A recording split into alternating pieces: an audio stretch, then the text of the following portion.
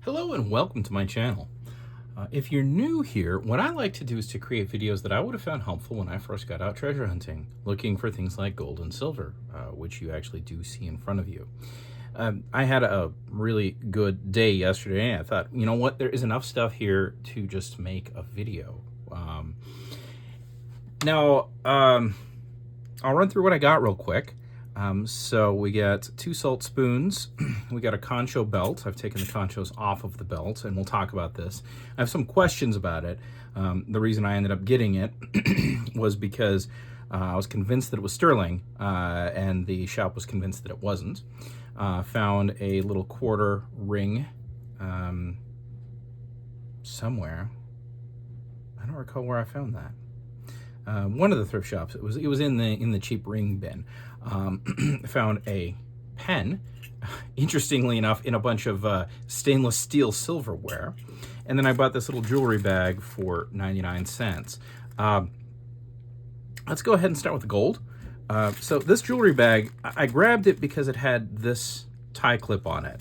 Now I've already, as per Dub C's suggestion, if you haven't seen his channel, I highly suggest going and watching it.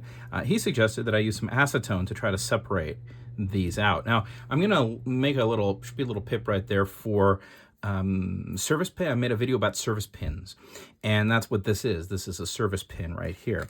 Now I'm not sure if there's anything else. I got a little excited about that. Let's just have a quick dump out of our 99-cent men's jewelry. Generally, if you're going through this stuff, you want to, bring a magnet. Is that AT&T? So most of the stuff is always just going to be like just pot metal for the most part. Now, if you're using a magnet, keep in mind that sometimes you'll end up with one of these pieces being the face being sterling, but the steel inside that part will always hit the magnet. So disregard that, much like a catch on a necklace. The magnet will always be magnetic there, but if it's not magnetic here, you can check for markings. Now in these cases, there's no markings, and if these were sterling, they would look different and also probably say sterling. So we'll just go through real quick here. We'll see if we spot anything that is worth a double check, but most of this I'm seeing is just costume, and again, you can always just see that doesn't react to the magnet. Is it marked?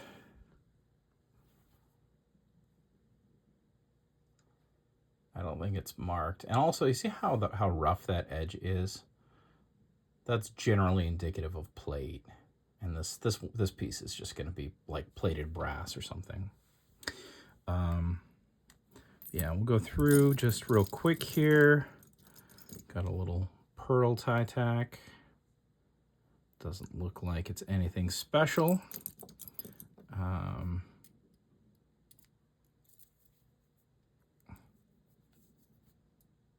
Nope, not gold. Yeah. That'll all get dumped into my my little men's jewelry bin. We have a fair bit of that, and in fact, I will grab that. For my regulars, you should know that I am, as of spring here, trying to be much more organized. So we are organizing everything into little thrift shop containers. And as time rolls forward, we will hopefully be able to make videos a little quicker with things actually more organized. Some of my video production capabilities are limited by trying to get things together to show for a video. Now, this piece, which you saw just fall apart, was what I was after. This caused me to want to pay 99 cents for that because you can see how this is all roughed up. This was glued here. And you'll find these pretty frequently, actually. There's a lot of like award pins. And most of them, I don't know if I'd say most, I'd say a lot of them are just gold fill. So you don't know, it's going to be a gamble. Don't pay much for them. But oftentimes, I find at least, I take them off and I flip them over, and what do you got right there? 10 karat. And if this were gold fill, it would be saying 110, 10 karat. Right above that bit that got kind of scraped up, I think it was saying CTO. So I think this guy is, in fact, 10 karat gold. And it's probably a ruby in there.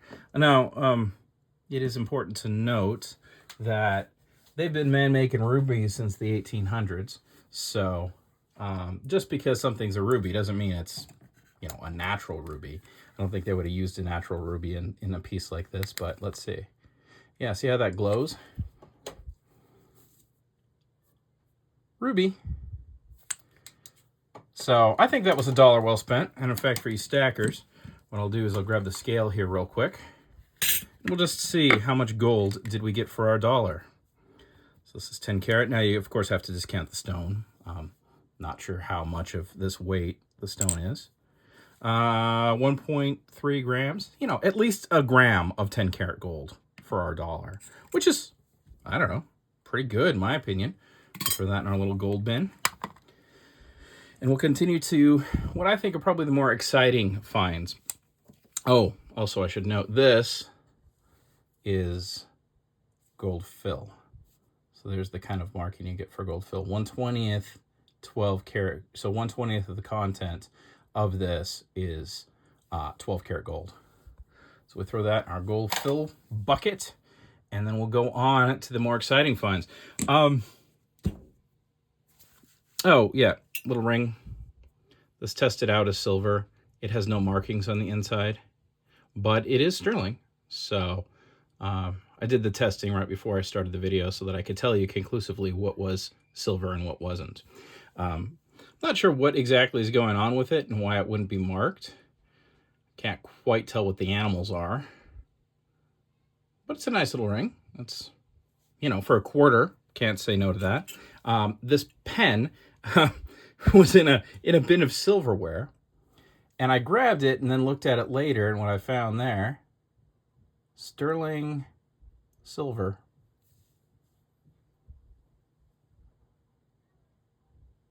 Prague Entertainment loves Virginia Borgano. I don't know how to pronounce that last name. But can't say no to some silver. Throw that in my little silver hoard over here. This is going to get put away with the rest of the silver rings. What's going on, guys? Well, Fred dumped out the whole bucket, and I was about to clean it all up. Well, why don't you go clean it all up, and I'll come up in a moment. But I need that bucket. Put a mower. Yes, I have children today. They are off school. Okay, very exciting find. These guys. Now, I was in an antique store, and I thought these were probably plate because they looked like there's brass coming through, and that's what's going on. But I had an extra half hour. I was waiting for something. I thought, you know what? I'm going to have a look at them. Now, they were $8 each. They weigh in at 20 grams each. And when I was looking at them, I'm like, wait a minute. Those look like super legit English hallmarks. Because they are super legit English hallmarks. We even have nice engraved dates on there. But what is going on with all this stuff? Isn't the plate coming off and showing the brass underneath? And then I looked at it, and I hit it with my fingernail, and I'm like, wait a minute. No.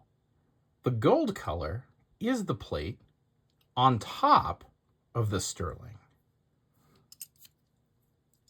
And one of my subscribers, he knows who he is, not only confirmed the date on these, 1816, but also he explained what was going on, that they would gold plate these to increase corrosion resistance because the silver corrodes pretty hardcore in the salt.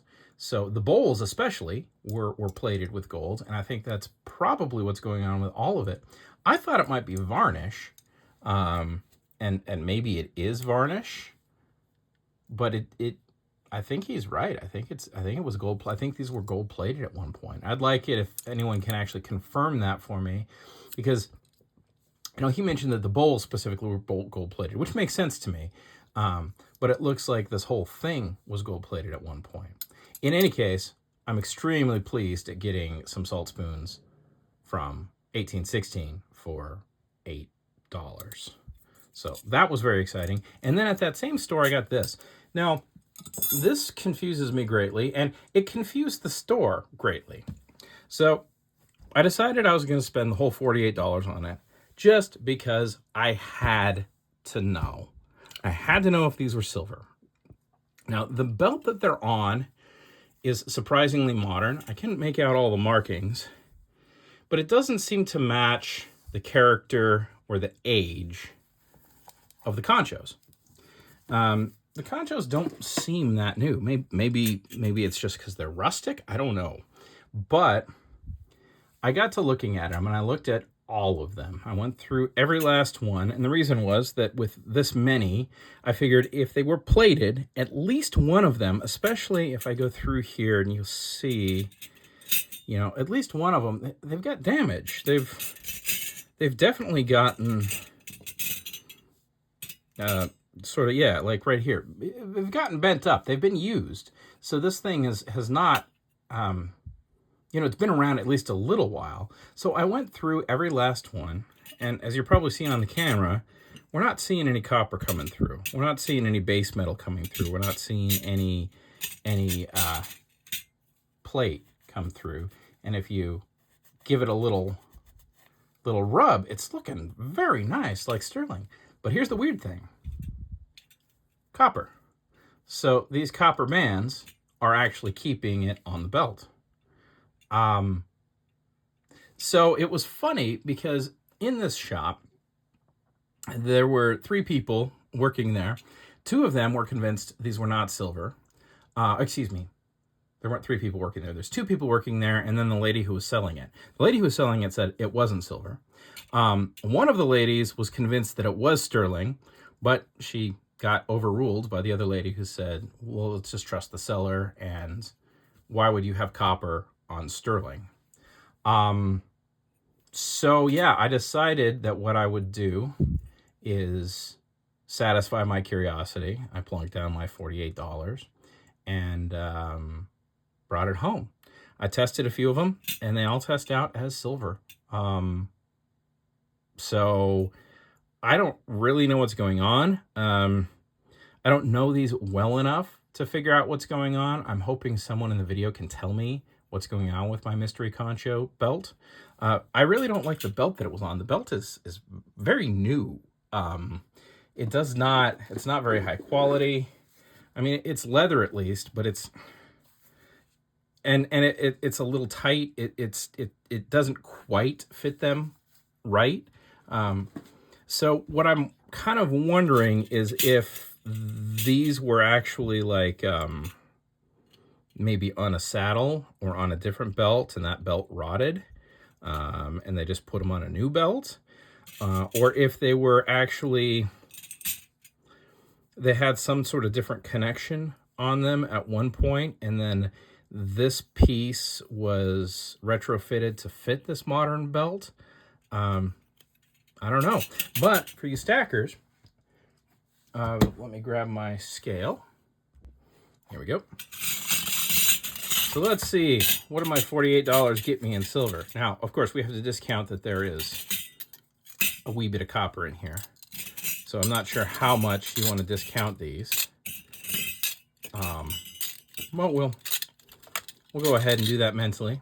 If you're stacking random sterling or random, these could be coin silver. I don't know. The testing isn't good enough for that. I still haven't gone down to the XREF machine with them.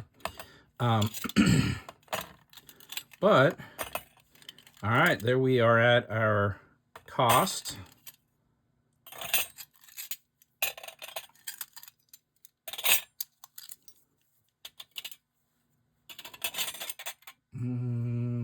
$140 grams. So say 130 grams. We'll be real generous with the copper content in there. So pretty good for our $48 from a stacking perspective. However, I think these conchos are probably much better than something that should be melted down. And I know, I know a number of repurposers in my personal orbit will probably be extremely excited for the opportunity to, well, probably put these on a proper belt. I think that's probably what I would like them to be used for. But we'll see. Maybe they'll turn into bolos. They might be a little big for bolos, but we'll figure out what's going to happen to these. But their next life will definitely be a step up from being on this kind of belt. It was really hard to get them off. They don't quite fit on it, and it just does not seem right to me. So what, $48, $56, $64 for about $180, maybe $175 in silver. Better than buying bullion at the local coin store, I would say, but you know, to each his own. If you enjoyed this video, please hit that like button for me. It really helps out. If you're not a subscriber yet, I hope you'll become one. And if you have any information on this stuff, please let me know in the comments, because that's been probably the best part about these videos, is hearing back from you. I hope you can use this information to go out and find some treasure. Like this, I've been Thomas.